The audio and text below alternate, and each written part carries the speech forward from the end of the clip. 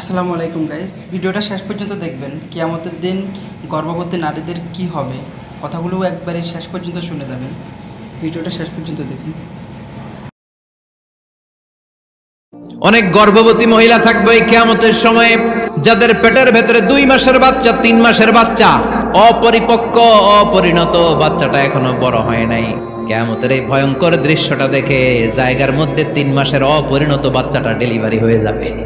মানুষগুলো পাগলের মতো দৌড়াবে। কেউ থাকবে টয়লেটে, কেউ হসপিটালে, কেউ মাজারে, কেউ বাজারে, যে যেখানে থাক, শুরু হয়ে যাবে কিয়ামতের এই ভয়াবহ দৃশ্য। দুধের বাচ্চাকে রেখে দিয়ে মা দৌড়ে পালাবে। দুধের বাচ্চা রেখে মা কোথাও যায়, কিন্তু কিয়ামতের এই ঝাঁকুনির দৃশ্য দেখে দুধের বাচ্চারে রেখে মা দিবে দৌড়। সেদিন মানুষের চোখ হবে ছানা বড়া, চন্দ্র সূর্যে কোনো আলো থাকবে না। মানুষগুলো দিক বিদিক পাগলের মতো দৌড়াবে, সবার মুখে এক কথা, পালাবো কই। পৃথিবীর যখন এরকম দৃশ্য, আল্লাহ তাআলা ইসরাফিলকে বলবেন এবার দ্বিতীয় ফুৎকার দে। ফু দেওয়ার সাথে সাথে পৃথিবীর সব মানুষগুলো মরে শেষ, কেউ থাকবে